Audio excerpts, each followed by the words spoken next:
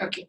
So we are going to start your second year of three-year law course and fourth year of the pre-law course. Okay. For this semester, as always, you are going to have the 5 subjects. जसं third इयरला सुद्धा तुम्हाला दोन्ही सेमिस्टरला 5-5 subject होते, तसं ह्या सेमिस्टरला पण तुम्हाला काय असणार आहे तर परत 5 सब्जेक्ट आहेत. हा, what we will do is that we'll just have a look on the subject, and as I already told you that थोडंसं ह्या ऑनलाईन कन्सेप्टची सवय होईपर्यंत सोपा सब्जेक्ट आपण काय करूया तर स्टार्ट करूया, म्हणजे तुम्हाला थोडीशी सवय झाली की मग बाकी मग सब्जेक्ट आपण कव्हर करायला चालू करूया. ओके. थोडंसं अल्टरनेटिव्ह भाषा हिंदी वापरते कारण काही स्टुडंट हिंदी भाषिक आहे, थोडीशी अल्टरनेटिव्ह भाषामध्ये मराठी वापरते कारण मेजॉरिटी स्टुडंट आता मराठी झालेले आहेत. Okay. So the total 5 subject we are going to have. Subject number 1 is the jurisprudence. Subject number 2 is the property law. Subject number 3 is the company law. Subject number 4 is the public international law. And subject number 5 is the criminology, penology, and victimology. Now, what we will do is that within 10 to 15 minutes, we'll have just a identification of the subject. आणि मग आपल्या नेहमीच्या पद्धतीने आपण जो subject चालू करतोय तो सब्जेक्ट आहे क्रिमिनॉलॉजी, पेनॉलॉजी आणि विक्टिमॉलॉजी. त्या सब्जेक्टचा सगळा सिलेबस आज आपण डील करूया. उद्यापासून आपण काय करूया तर शिकवायला चालू करूया. As I already told you की 1-2 क्वेश्चन डेली मी कव्हर करेन आणि त्या 2 क्वेश्चनच्या नोट्स तुम्हाला डेली मी ग्रुपमध्ये PDF फॉर्म मध्ये टाकेन. बट तुमची रिस्पॉन्सिबिलिटी राहील की चुकूनही कुणाला ती PDF तुम्ही फॉरवर्ड करणार नाही. तुमच्यावरती विश्वास ठेवून ती नोट्स मी फॉरवर्ड करणार आहे तुम्हाला. ओके. बघा काय लिहिलंय. फर्स्ट सब्जेक्ट आहे बघा ज्युरिस्प्रुडन्स. बघा असं म्हणतात की constitution is considered as a heart of the law. what constitution is considered? Constitution is considered as a heart of the law. तर on the other side ना jurisprudence is considered as a eye of a law. भारतातल्या कुठल्याही युनिव्हर्सिटीत तुम्ही गेला तर law जर तुम्ही शिकत असला तर कॉन्स्टिट्यूशन आणि ज्युरिस्प्रुडन्स हे 2 सब्जेक्ट तुम्हाला काय असणार आहेत तर कंपल्सरी असणार आहेत तुम्हाला. मग कॉन्स्टिट्यूशन तर तुमचं स्टडी करून झालेलं. Okay. So what this word jurisprudence stands for? See, jurisprudence is a Latin word which is taken from the 2 word juris plus prudentia. In the sense बघा, juris stands for of law आणि prudentia stands for knowledge. So jurisprudence का मतलब क्या होगा? Knowledge of law, science of law. See, up to the point we have seen Indian Contract Act, we have studied Partnership Act, we have studied Sale of Goods Act, law of tort तुम्ही study केलेला आहे. पण तुम्हाला आतापर्यंत कुठे लॉचं origin गेले? कुठंच नाही गेलं तुम्हाला की लॉ हा शब्द कुठून आला, लॉची डेव्हलपमेंट कशी झालेली आहे हे आपल्याला कुठे गेलं का आतापर्यंत तर नाही. मग लॉची डेव्हलपमेंट आपण कशात स्टडी करणार सांगा? ज्युरिस्प्रुडन्स मध्ये. Knowledge of the law, science of the law म्हणजे काय सांगा तर ज्युरिस्प्रुडन्स आहे. ऍक्च्युली मेजॉरिटी स्टुडंट्स असं म्हणतात हा सब्जेक्ट दिलाच का, एवढ्या थिअरीज आहेत, कंटाळा नाही, बोरिंग आहे. At the time when I was learning, मी पण स्टुडंट होते ना त्यावेळेला पण माझा सगळ्यात आवडता सब्जेक्ट म्हणजे ज्युरिस्प्रुडन्स होता. पण आज बऱ्यापैकी विथ कॉन्स्टिट्यूशन माझा आवडता सब्जेक्ट आहे. कारण असं म्हणतात की लॉयरचं लॉजिकल अनालिसिस शार्पन करायचं काम कोण करतं तर ज्युरिस्प्रुडन्स करतंय.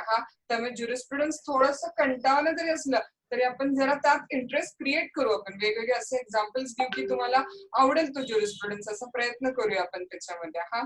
तर नॉलेज ऑफ द लॉ किंवा सायन्स ऑफ द लॉ म्हणजे काय सांगा तर ज्युरिस्प्रुडन्स म्हणून कन्सिडर केले जाते. आता ना तुम्ही राईट्स ऑफ द पार्टनर बघितलं, आठवतंय? LLB थर्ड मध्ये, प्री लॉ थर्ड मध्ये राईट्स ऑफ पार्टनर बघितलाय, ड्युटीज ऑफ द पार्टनर बघितलाय, आठवतंय तुम्हाला? मग तुम्ही राईट्स शब्दाचा अर्थ कुठं बघितला? राईट म्हणजे नेमकं काय, ड्युटीज म्हणजे नेमकं काय, असा शब्द कुठं बघितला तुम्ही आतापर्यंत? नाही गेला तुम्हाला राईटचा अर्थ, ड्युटीचा अर्थ नाही गेला, बरोबर? मग राईट शब्दाचा अर्थ, ड्युटी शब्दाचा अर्थ तुम्हाला कुठे शिकायला मिळणार सांगा? ज्युरिस्प्रुडन्स मध्ये. तुम्ही पोझेशन वर्ड ऐकलाय, तुम्ही ओनरशिप वर्ड ऐकलाय, पण आतापर्यंत लॉचं 10 सब्जेक्ट शिकलो आपण 2 सेमिस्टर मध्ये मिळून. पण तुम्हाला कुठे पोझेशनची डेफिनेशन गेली, ओनरशिपची डेफिनेशन गेली नाही. ती तुम्हाला कुठे स्टडी करायला मिळणार सांगा परत?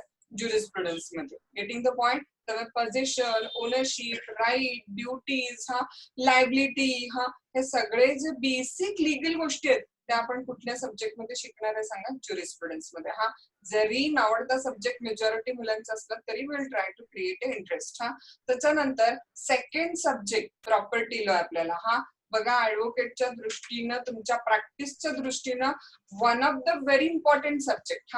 हा सब्जेक्ट शिकताना फक्त पास व्हायचं आपल्याला किंवा फक्त आपल्याला चांगले मार्क पाहिजेत असं ह्याच्याकडे अजिबात बघायचं नाही. हा सब्जेक्ट बघताना, स्टडी करताना हा लाईफ लॉंग आपल्या बरोबर राहणारा हा ऍटिट्यूड काय करायचं तर ठेवायचा. कारण प्रॉपर्टी लॉ मध्ये आपल्याला transfer of property act, easement act, आणि महाराष्ट्र अपार्टमेंट ओनरशिप ऍक्ट येणार आहे काय. त्यामुळे ते लॉ प्रॅक्टिकल लाईफ मध्ये खूप महत्वाचे आहेत. तुम्हाला सेल डीड करायचा, तुम्हाला गिफ्ट डीड करायचा, किंवा तुम्हाला प्रॉपर्टी तुमची रेंटल द्यायची, ज्याला आपण लीज डीड म्हणतो, कुठल्याही पद्धतीचं ट्रान्सफर करायचं आहे ते म्हणजे काय, त्याचे लिगल प्रोव्हिजन्स काय, त्याची प्रोसिजर काय आहे, अपार्टमेंट काय असतं, फ्लॅट काय असतं, अपार्टमेंट डीड कसं केलं जातंय, हे सगळं प्रॅक्टिकल नॉलेज तुम्हाला कशात मिळेल सांगा? तर तुम्हाला प्रॉपर्टी लॉ मध्ये मिळेल. त्यामुळे ट्रान्सफर ऑफ प्रॉपर्टी ऍक्ट एकूण आपण याच्यामध्ये काय करणार आहे सांगा? तर 3 ऍक्ट स्टडी करणार आहे आपण याच्यामध्ये. ट्रान्सफर ऑफ प्रॉपर्टी ऍक्ट बघणार आहे आपण ह्याचा, नंतर आपण काय बघणार आहे सांगा? तर अपार्टमेंट ओनरशिप ऍक्ट बघणार आहे आणि इजमेंट ऍक्ट बघणार आहे. त्यामुळे लाईफ लॉंग हा सब्जेक्ट विसरायचा नाही आपल्याला. प्रॉपर्टी लॉ सब्जेक्ट आपल्या बरोबर काय सांगा? तर प्रॅक्टिकल नॉलेज सब्जेक्ट आहे, लाईफ लॉंग विसरायचं नाहीये. नंतर तिसरा सब्जेक्ट बघा, एक न्यू प्रॉस्पेक्ट प्रॅक्टिसचं म्हणजे कंपनी लॉ हल्ली. कारण तुम्हाला माहितीये की कंपनीज मध्ये इन्व्हेस्टमेंट आजकाल खूप वाढत चाललेली आहे. कॅपिटल मार्केट जे देशाचं डेव्हलप होत असते ते कशावरती डेव्हलप होत असते सांगा? तर शेअर मार्केटवरती डेव्हलप होत असते. आणि शेअर्स कशात कोणाचे असतात? तर कंपनीचे असतात. त्यामुळे आजकाल कंपनीज खूप वाढायला लागलेल्या आहेत, त्यामुळे त्यांचे लिटिगेशन्स पण खूप वाढायला लागलेले आहेत. छोट्या छोट्या गोष्टी असतात. कंपनी रजिस्टर कशी करायची, इव्हन ऍडव्होकेट आजकाल कंपनी रजिस्टर करायचं पण काम करतात. त्यामुळे आपल्याला रजिस्ट्रेशन ऑफ कंपनी हे सुद्धा एक सिंगल फील्ड ऑफ प्रॅक्टिस होऊ शकते. लक्षात घ्या की फक्त कंपनी रजिस्टर करून पण आपण आपलं लाईव्हलीहूड चालवू शकतोय तिथं. मग कंपनी लॉ मध्ये आपण काय स्टडी करणार आहे सांगा? तर कंपनी म्हणजे काय, कंपनी आणि पार्टनरशिपचा डिफरन्स काय होता, कंपनी रजिस्टर कशी करायची, कॅपिटल म्हणजे काय असतंय, कंपनीचं कॅपिटल शेअर कॅपिटल फॉर्म न निर्माण होऊ शकते आणि डेप्ट कॅपिटल फॉर्म मध्ये निर्माण होऊ शकते. मग शेअर कॅपिटल म्हणजे काय, शेअर्सचे प्रकार काय, इक्विटी शेअर कॅपिटल म्हणजे काय, प्रेफरन्शियल शेअर कॅपिटल म्हणजे काय. एकदम इंटरेस्टिंग सब्जेक्ट आहे कंपनी लॉ आणि फुल ऑफ नॉलेज आहे. परत जर तुम्ही इचलकरंजी सोडून बाहेर गेला किंवा कुठल्या मेट्रोपॉलिटन सिटीज मध्ये वगैरे गेला, से फॉर एक्झाम्पल तुम्ही पुणे, मुंबई, हैदराबाद और समवेअर की जिथे कंपनीज खूप आहेत, तर तुम्हाला कंपनी लॉचं नॉलेज असणं म्हणजे खूप मोठा स्कोप आहे. लक्षात घ्या, कंपनी लॉचे जे ऍडव्होकेट असतात की ज्यांचं एक्सपर्टाईज असतं कंपनी लॉ मध्ये, लाख लाख 2-2 लाख रुपये फीज असते. छोटं साधं, परवा मे बी तुमच्यापैकी काही जणांनी ऐकलं असेल बघा, I have given one lecture on the copyright law, and at that time I have mentioned one issue in that particular lecture, that was ki one of the companies that is Disney, and Disneyचा Mickey Mouse जो होता तो त्यांचा काय तर trademark आहे, आणि तो ट्रेडमार्क व्हायलेट केला म्हणून वकिलांना काय मिळालेली तर केस मिळालेली, आणि त्या केसची फी त्या वकिलांना जो 4 ते 4.5 लाख रुपये मिळालेली. म्हणजे कंपनीज खूप सारं पेमेंट करतात कारण मुळात टर्नओव्हरच करोडो रुपयांचा असतोय. त्यामुळे ऑफकोर्स लिटिगेशन झालं की फी पण तेवढी हायर असते. त्यामुळे कंपनीचं नॉलेज फार कमी लोकांना असतं कंपनी लॉचा. So again full of knowledge subject आहे तो, खूप इंटरेस्टिंग, महत्वाचा, चांगला सब्जेक्ट आहे. सो तुमचा थर्ड सब्जेक्ट काय असेल सांगा? तर थर्ड सब्जेक्ट आपला कंपनी लॉ. फोर्थ सब्जेक्ट आहे पब्लिक इंटरनॅशनल लॉ. दिसायला नोट्स खूप मोठी आहे, but again we have some interesting issue in this particular subject, something which you never have heard. ऐसे कुछ चीजें हम इस एक्ट के अंदर डिस्कस करेंगे ना जो आपने कभी सुनी नहीं होंगी. जैसे कि फॉर एग्जांपल ना marine law, air space law. have you heard at any time about this particular things की समुद्रावरती कुणाचं ज्युरिस्डिक्शन असेल, समुद्राच्या आत कुणाचं ज्युरिस्डिक्शन असेल, समुद्रापासून 12 नॉटिकल माइल वरती कुणाचं ज्युरिस्डिक्शन असेल. त्यामुळे असं खूप इंटरेस्टिंग इश्यूज आहेत जे आपण काय करणार आहे तर इंटरनॅशनल लॉ मध्ये डिस्कस करणार आहे. Have you seen that movie of Karisma Kapoor, refugee movie बघितलेली आहे? रेफ्युजी शब्दाचा अर्थ माहित आहे कोणाला? Did anybody know the meaning of word refugee?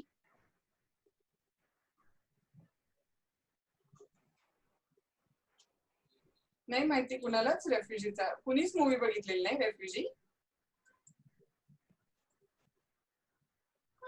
Nikita, Ritu, Vaishnavi, किसी ने भी नहीं देखी है मूवी रेफ्यूजी? नहीं ma'am. Okay. Refugee stands for a person who has been actually left away his country with the fear of persecution.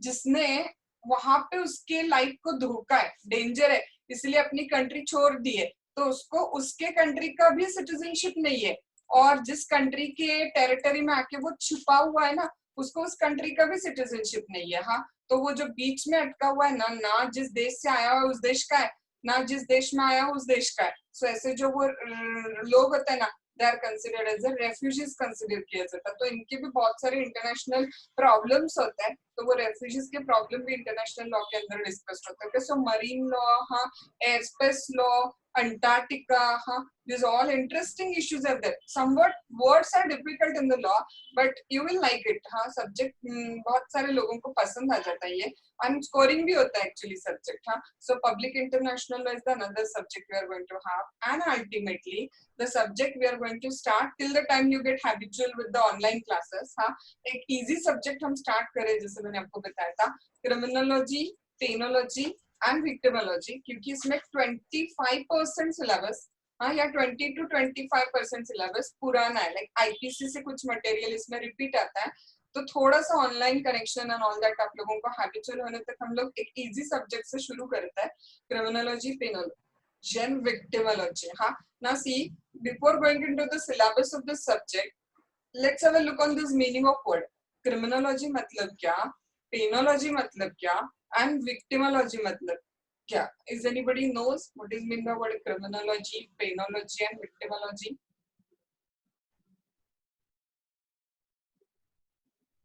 Ma'am, criminology means the things which are related to the crime. Okay, things which जो are अपन ने IPC में read KIA था. okay. और बाकी नहीं पता. बाकी नहीं पता, ठीक है. Is anybody else?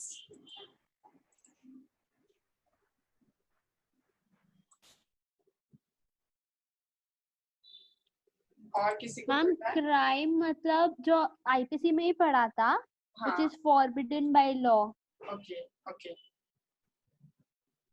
ओके, ठीक है. हाँ, तो देखो अभी आपका जो नॉलेज आपने मुझे शेयर किया, अभी दोनों ने भी, हाँ, निकिता ने शेयर किया, रितु ने शेयर किया, हाँ, वो नॉलेज क्रिमिनोलॉजी के बारे में जो बात करता है ना, वो बात करता है समझो 50%. हाँ, क्रिमिनोलॉजी, लॉजिक का मीनिंग पता है सबको, बायोलॉजी, सोशियोलॉजी तो सुना है सबने अपने. हाँ, तो लॉजिक का मीनिंग पता है, एक तरह का science, science of society, the sociology. Okay, science of the biology हमने डिस्कस किया था वहां पे कि ह्यूमन बीइंग्स एंड बायोलॉजिकल चीजों का साइंस मतलब बायोलॉजी है वो. हाँ, तो लॉजिक का मीनिंग तो आप सबको पता है. हाँ, what this word logy stands for science.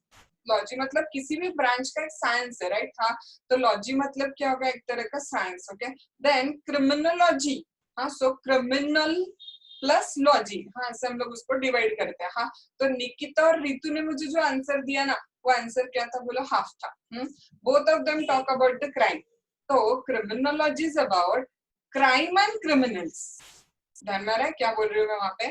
Criminology is the science of the crime and criminals. हाँ, वो क्राइम क्या है और उस क्रिमिनल ने वो क्राइम क्यों किया, हाँ, उसका जो रीजन है वो रीजन फाइंड आउट करना, मतलब क्या बोलो वहां पे क्रिमिनोलॉजी है. हाँ, आपने, हाँ, बहुत सारे वो क्राइम शोज वगैरह दिखाते टीवी पे, उसमें से कोई ना कोई क्राइम शो कभी ना कभी देखा होगा आप लोगों ने. हाँ, तो जब भी कोई क्राइम होता है ना वहां पे, तो पहला एस्पेक्ट क्या होता है याद है आपको? Motive, object. सबसे पहली चीज वो क्या ढूंढते पता है? उस क्राइम का रीजन क्या होगा. वो क्राइम, क्योंकि अनलेस एंड अनटिल क्राइम का रीजन पता नहीं चलता ना, तब तक इन्वेस्टिगेशन प्रोसेस, हाँ, वर्कआउट नहीं हो सकती. उस रीजन के बेसिस पे इन्वेस्टिगेशन प्रोसेस क्या होती है बोलो, शुरू हो जाती है वहां पे. हाँ, तो criminology is the science of the crime and criminals. हाँ, वो क्राइम उस क्रिमिनल ने क्यों किया, इसको ढूंढने वाला जो साइंस है ना, वो साइंस मतलब क्या है बोलो? That science is considered as a criminology. हाँ, मैं आपको दो सिंपल चीजें बताती हूँ ताकि आपको सब्जेक्ट का मीनिंग पता चले, इस वर्ड का मीनिंग पता चले. हाँ, हमें ना क्रिमिनोलॉजी में एक लोम्ब्रोसो करके ऑथर है, क्रिमिनोलॉजी में we are going to deal the theory of one author and where that one author, कौन है वो ऑथर का नाम बोलो, लोम्ब्रोसो। हाँ, अब ये लोम्ब्रोसो जो था ना, उस लोम्ब्रोसो ने क्या बोला था पता है कि क्राइम जो होता है ना उसका सबसे स्ट्रॉन्ग रीजन है हेरिडिटरी। क्राइम का सबसे स्ट्रॉन्ग रीजन क्या है, हेरिडिटरी। हाँ, समझते हो हेरिडिटरी का मीनिंग क्या वहां पर? तो इट इज बिकॉज हाँ my father was a criminal, I became criminal. माझ्या वडील गुन्हेगार आहेत म्हणून मी गुन्हेगार आहे, गुन्हेगाराचा मुलगा ना तो गुन्हेगार होणारच। हा, आपण पण बऱ्याचदा बोलता बोलतो बघा, हा वडिलांचं असंच आहे, ह्याचं पण असंच आहे। हा, म्हणजे त्या लोम्ब्रोसोनं बऱ्याच जणांचं स्टडी करून काय सांगितलं सांगा, तर त्यानं सांगितलं की हेरिडिटरी हे क्राईमचं काय सांगा तर कॉज आहे, strong cause of the crime काय तर हेरिडिटरी। हा, मग लोम्ब्रोसोला खोडायला म्हणून की नाही नंतर एक काय केलं माहितीये, एक एक्सपेरिमेंट करण्यात आला। हा, आणि तो एक्सपेरिमेंट काय होतं माहितीये, एका वडिलांना इन द सेन्स एका पर्सनला ट्विन्स झालेले होते, ट्विन्स समजतात, जुळी झालेली होती। हा, मग त्यांनी काय केलं, एका मुलाला की नाही चांगल्या वातावरणामध्ये वाढवलं आणि एका मुलाला चोर वगैरे राहतात त्या गुन्हेगार राहतात त्या एरियामध्ये वाढवलं। हा, आणि ही दोन्ही जी मुलं होती की नाही, ती दोन्ही मुलं एका चोराची मुलं होती। हा, पण वाढवताना त्यांना काय केलं सांगा तर दोन वेगवेगळ्या वातावरणामध्ये त्यांना वाढवलं।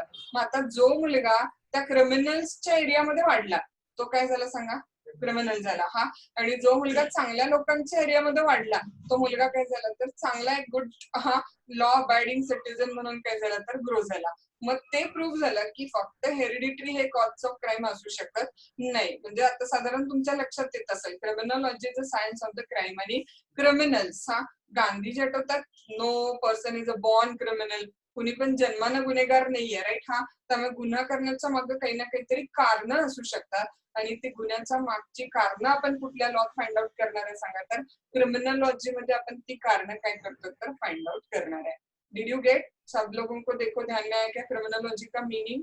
निकिता, वैष्णवी, समृद्धि, सबको देखो, शरद, ऋतु। Yes, ma'am. Yes, ma'am. If you Yes, have ma'am. any kind of doubt, any kind of doubt, let me know. कारण एक तर हे ऑनलाईन मेथड आहे त्यामुळे डाऊट मागे नाही ठेवायचा। आपल्याला एकाच्या जागी दोनदा सांगायला लागू दे, पण late me know if you have any kind of the doubt. हा, आणि थोडस सिरियस मोडवरच घ्या की ऑप्शन नाही आहे त्यामुळे आपल्याला ह्या मेथडवर जायचं आहे। हा, त्यामुळं सिरियसली घ्या ह्या गोष्टीला। चलो ठीक आहे, नेक्स्ट पॉइंट काय मॅम आवाज कट होतोय मध्ये।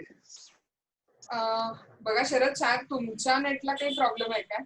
बाकी निकिता, ऋतु, आप लोगों को मेरा आवाज सही से आ रहा है? मैम अभी 2 मिनट पहले थोड़ा सा कट होके आ रहा था पर अभी आ रहा है। शरद, तुम्हाला येतोय आता व्यवस्थित? शरद,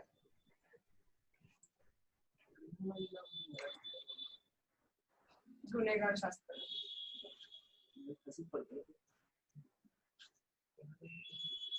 बाकी समृद्धि, वैष्णवी, ज्योति, आप लोगों का आवाज? हॅलो, हो मॅम, येतो। हो, येतोय मॅम। हाँ Sharad,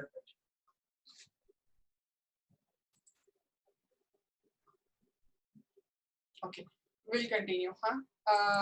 Okay, see, at present I'm actually using the free version of the Zoom। हाँ, तो ये 10 मिनट में मीटिंग जब डिस्कनेक्ट होगा ना तो आपको उसी लिंक पे वापस क्लिक करके आपको इन होना है। एक बार जस्ट देखना चाहते हो 10 दिन कितने अच्छे से वर्कआउट होता है, और जब मुझे लगेगा ना कि हाँ अच्छे से वर्कआउट हो रहा है then I am going to purchase the paid version actually. हाँ, बट टिल द टाइम आपको ऐसे 8-10 दिन के लिए करना पड़ेगा कि ये 10 मिनट बाद आप लिंक खत्म होगी, आपको वापस 1 सेकेंड उस लिंक पे जाना है और वापस इन होना है आपको वहाँ पे। हाँ, चलो प्रोसीड करते हैं हम लोग। पेनोलॉजी। हाँ, पेनोलॉजी मतलब क्या है? देखो, penology science of punishment.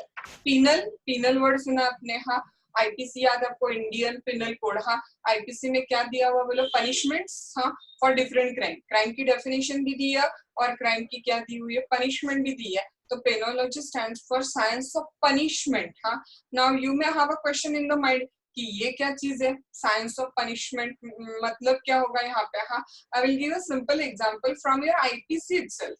Then you can easily understand what this particular word means. Just go in IPC in a general exception. IPC मधलं जनरल एक्सेप्शनचं चॅप्टर होता की नाही, तो जनरल एक्सेप्शनचं चॅप्टर 1 मिनिट डोळ्यासमोर आणा. काय एका माणसानं प्रॉपर विचार करून, हा बुद्धी असलेला माणूस आहे, हा वेल प्लॅन करून मर्डर केला. 2 व्यक्ती आहेत, एक ए नावाच्या व्यक्तीनं मर्डर केलेला आहे आणि एक मर्डर आहे तो बी नावाच्या व्यक्तीने केलेला आहे. आता हा ए नावाचा व्यक्ती बुद्धीनं प्रॉपर आहे, सेन आहे, साऊंड माइंड आहे, व्यवस्थित कळते त्याला, प्रॉपर प्लॅनिंग करून त्यानं मर्डर केलेलं आहे ए नावाच्या व्यक्तीनं.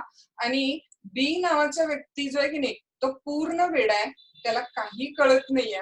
आणि वेडाच्या भरात जाऊन त्यानं एका माणसाला काय केलं तर मारलं. Now let me no whether judge is going to give the same punishment to A and B. ह्या A आणि B ला दोघांना जज सेम पनिशमेंट देतील काय? No. No. No, Why? ma'am. No. No. Because दोनों ने क्राइम अलग अलग किया है. अलग अलग क्राइम नहीं है.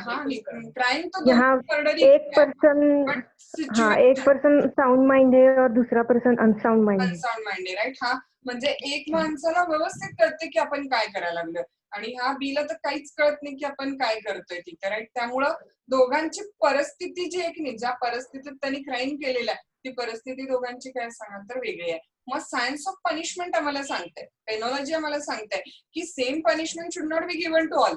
सगळ्यांना तीच शिक्षा तुम्ही देऊ नका तिथं. हे आपल्याला कोण सांगते सांगा तर पेनॉलॉजी सांगते. मग इथे थोडस रिपीट मटेरियल काय माहितीये तुम्हाला, आयपीसी मध्ये थिअरीज ऑफ पनिशमेंट होतं, आठवतंय? आयपीसी मध्ये थिअरीज ऑफ पनिशमेंट आठवतात कोणाला? थिअरीज ऑफ पनिशमेंट काय होत्या? Theories of punishment, retributory theory, deterrent theory, त्याच्यानंतर प्युनिटिव्ह थेरी, रिफॉर्मेटरी थेरी. तर थोडासा तो काही नवीन पार्ट आहे आणि हा पार्ट जो आहे तो काय सांगा तर रिपीट आहे. थिअरीज ऑफ द क्राईम आपल्याला पार्ट रिपीट येणार आहे. ओके. सो क्रिमिनॉलॉजी, पेनॉलॉजी लक्षात आलं. सायन्स ऑफ पनिशमेंट म्हणजे पेनॉलॉजी आहे. आणि विक्टिमॉलॉजी शब्द ऐकलाय कधी? क्रिमिनॉलॉजी, पेनॉलॉजी तर ऐकलं असेल, ऍटलिस्ट ऐकलं तर असेल याच्या आधी. पण विक्टिमॉलॉजी शब्द ऐकलाय कधी कुणी तुमच्यापैकी? No, ma'am. No. Anybody else? No, ma'am. Okay. I will give you one example, and then you will automatically understand this concept of the victimology. एक example बघूया, फटाफट तुम्हाला ह्या कन्सेप्टचा अर्थ काय होईल तर क्लिअर होईल काय तिथं. एक A named person is there, and B named person is there. Now, this A named person, was a sole earning member of his family. हा जो ए आहे की नाही, हा त्याच्या फॅमिलीचा काय सांगा तर एक सोल अर्निंग मेंबर आहे. त्या ए वरती त्याचे एजेड आई वडील, त्याचा बहीण भाऊ डिपेंड आहेत तिथं, प्लस त्याची वाईफ वगैरे वगैरे. सो इन ऑल हा एकटाच अर्निंग मेंबर आहे आणि ह्याच्यावरतीच त्याची एंटायर फॅमिली काय सांगा तर डिपेंड आहे. ह्या बी न ह्या एचं काय केलं सांगा तर मर्डर केला. ह्या एची काय झाली तर डेथ झाली. आता हा ए मेला. कोर्टामध्ये बी वरती केस चालली. लक्षात येतं? कोर्टामध्ये बी वरती काय झालं तर प्रॉसिक्युशन चाललं, खटला भरला, ट्रायल चालली. आणि B was convicted by the court. कोर्टाने कन्व्हिक्शन पण झालं. कन्व्हिक्शन झालं, कोर्टाने ऑर्डर केली की B given the life imprisonment. बीला शिक्षा काय दिली सांगा तर लाईफ इम्प्रिझनमेंट. बरं, 1 मिनिटासाठी असं म्हणते की बीला इव्हन कॅपिटल पनिशमेंट दिली, फाशीची शिक्षा दिली. 1 मिनिट असंही धरूया आपण. तर ना या एच्या फॅमिलीला काय मिळेल सांगा? Moral satisfaction. की बाबा the person who killed my son or my husband or whatever my brother, he has been हँग्ड टिल द डेथ. त्यामुळे ह्या ज्या बीच्या फॅमिलीला, एच्या फॅमिलीला काय मिळेल सांगा तर मॉरल सॅटिस्फॅक्शन मिळेल, मनाला समाधान मिळेल. ठीक आहे. पण what is about his family? लक्षात येतं तुम्हाला? आपला लॉ गुन्हेगार हा जन्मानं गुन्हेगार नसतो याचा विचार करतो. आपला लॉ गुन्हेगाराला शिक्षा कमी करायचा विचार करतो. आपला लॉ हा शिकलेला गुन्हेगार आहे, ह्याला आपण आयुष्यभर जेलमध्ये टाकलं तर आयुष्य वाया जाईल ह्याचा विचार करतो. पण व्हॉट इज अबाउट विक्टिम? तुम्ही गुन्हेगाराला शिक्षा दिल्यानं विक्टिमच्या फॅमिलीला किंवा विक्टिमचे दोन्ही पाय तुटले तर त्या विक्टिमचं काय होणार? ज्यानं पाय तोडले त्याला तुम्ही 25 वर्ष जेलमध्ये टाकत नाहीत, पण धरा 1 मिनिटं की 25 वर्ष जेलमध्ये टाकला तरी पण त्या विक्टिमला किंवा विक्टिमच्या फॅमिलीला काय मिळणार? काहीच नाही मिळणार ना. म्हणून आजकालचा ज्युडिशरीचा हा ट्रेंड आहे की विक्टिमला कंपन्सेशन मिळायला पाहिजे. लक्षात येतं अजून एवढं सायन्स ग्रो झालेलं नाहीये. काही काही केसेस मध्येच तर विक्टिमला कम्पन्सेशन मिळतंय, पण विक्टिमला कम्पन्सेशन मिळायला पाहिजे असं कुठलं सायन्स सांगतं सांगा तर विक्टिमॉलॉजी. तर विक्टिमॉलॉजी म्हणजे सायन्स ऑफ अ विक्टिम किंवा रिलेशनशिप ऑफ विक्टिम आणि क्रिमिनल ज्या सायन्स मध्ये डेल केलेलं आहे त्याला आपण काय म्हणतो सांगा तर विक्टिमॉलॉजी असं कन्सिडर करतो. त्याची खूप फेमस केस म्हणजे रुदाल शाह म्हणून केस आहे काय. तर ती रुदाल शाहच्या केसनं आपल्याला उत्तर कंपल्सरी ते केस त्यामध्ये आपल्याला काय करायला लागतं तर मेन्शन करायला लागते. First of all let me know did you understand all 3 word criminology, Yes, ma'am. Penology आणि विक्टिमॉलॉजी. तिन्ही शब्दांचा अर्थ कळला सगळ्यांना कळला. नाव सांगितलं का तुम्ही क्या और मॅम? केसचं नाव सांगितलं काय तुम्ही? होय होय रुदाल शाह म्हणून केस आहे. रुदाल शाह नोट्स मध्ये देईनच मी, काय प्रश्न नाही, पण रुदाल शाह म्हणून केस आहे. RUDAL रुदाल शाह एकदम फेमस केस आहे. केस अजून सांगितली नाही मी, फक्त तुम्हाला आता रेफरन्स आला म्हणून सांगितलेलं आहे. क्रिमिनॉलॉजी, पेनॉलॉजी आणि विक्टिमॉलॉजी तिन्ही शब्दांचे अर्थ कळले सगळ्यांना कळले. मैम, हाँ वो जो कंपेंसेशन मिलता है वो मतलब ऐसे पनिशमेंट में कंपेंसेशन मिलता है ना? पनिशमेंट में नहीं, आईपीसी में पनिशमेंट जो दी है ना, आईपीसी में पनिशमेंट कैसे है, अगर आपको लास्ट टाइम का आईपीसी याद होगा तो देखो he be given imprisonment up to 3 years and fine up to ₹500. अब 500 Yes. रुपीज का कंपनसेशन देखिए क्या होने वाला है. 500 रुपीज आजकल बच्चे को चॉकलेट के लिए इनफ नहीं होते. तो जो क्रिमिनल होता है ना उसको इम्पोज किया जाता है कि आप विक्टिम को like whatever according to criminal's economic capacity and victim's damage दोनों चीजों को कंसिडर करते हुए ऑर्डर किया जाता है कि 50,000 दे दो, 20,000 दे दो, वट एवर अमाउंट था. और अगर समझो ऐसे हुआ, एक मिनट, और समझो ऐसे हुआ कि क्रिमिनल की इकोनॉमिक कैपेसिटी नहीं है वो पैसे भरने की, समझो क्रिमिनल खुद बेगर है, तो फिर गवर्नमेंट पे वो लायबिलिटी इम्पोज की जाती है कि उसको कॉम्पनसेशन आप पे करो विक्टिम को. बट प्रॉब्लम मैं आपको वही बता रही हूँ कि अभी भी ये साइंस इतना ग्रो नहीं है. कुछ ही फेमस जजमेंट्स में विक्टिम को कॉम्पनसेशन मिला है, बट फ्रिक्वेंटली सुप्रीम कोर्ट अलग अलग जजमेंट में बता रहा है कि विक्टिम को कॉम्पनसेशन मिलना जरूरी है. जिसने क्राइम किया उसके बारे में तो आप 1000 चीजें सोचते हो, बट जो इनोसेंट पर्सन है उसके बारे में तो कोई कुछ सोच नहीं रहा. तो विक्टिम को कॉम्पनसेशन देना मतलब विक्टिमॉलॉजी. Is it okay? है किसी को और डाउट सब्जेक्ट के नाम से? Okay, so No, ma'am. okay, no problem. Then what we will do is that we will go through syllabus today of criminology, penology, victimology, and from tomorrow we'll start the lecture. दो questions के notes आपको PDF form में डालती जाऊंगी. हम लोग syllabus सब वो link disconnect हो जाएगी, डिस्कनेक्शन के बाद हम लोग syllabus स्टार्ट करते हैं.